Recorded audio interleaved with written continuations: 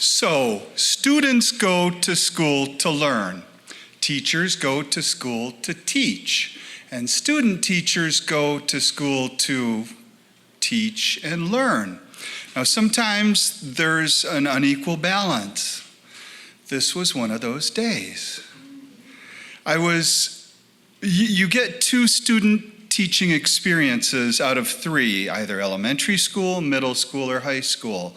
It's sort of like doctors do different rotations in their residencies so they can learn what they like. My first experience was in an elementary school, and 2 words, second graders. I had about 3 weeks to watch the teacher, I'm an art teacher, to do her magic and see how she choreographed each lesson.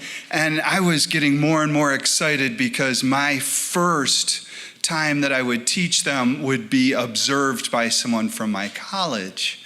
And so I had to do everything just right.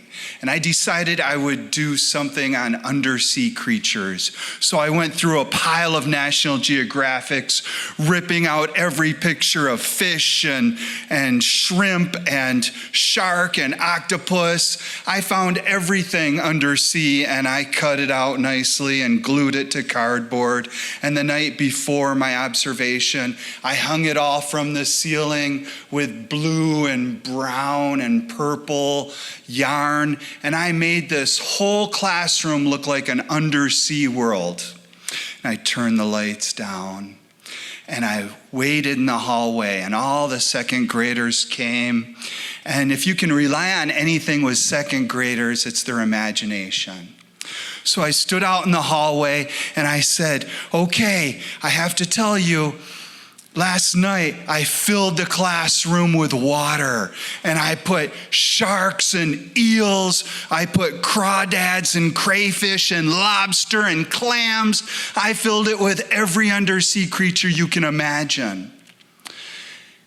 Now we have to put on our undersea gear, and there's a force field right at the door, and you can walk through it when I say the magic words, and you're going to go into this undersea world.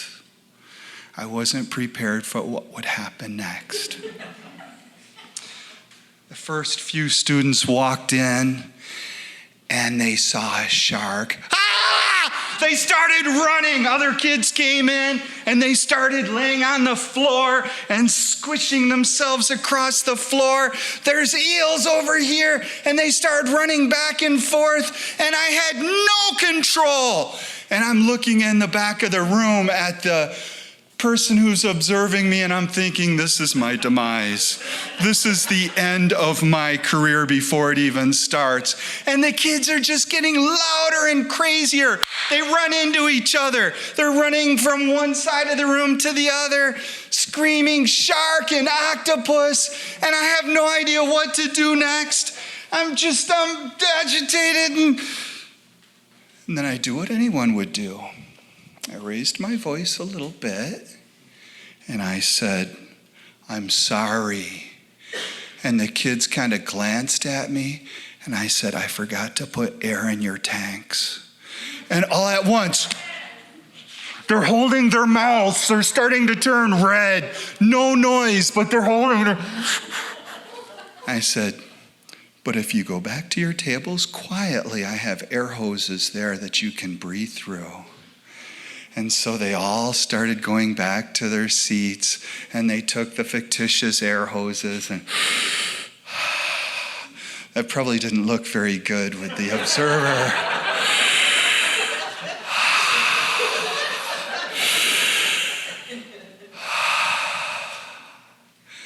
And then I pulled out my questioning strategies and asked, what did you see? And the kids, one at a time, described the different creatures, and then we talked about the different patterns that are on them. And I took out paper and we drew. And I made it to becoming a teacher. That's my story.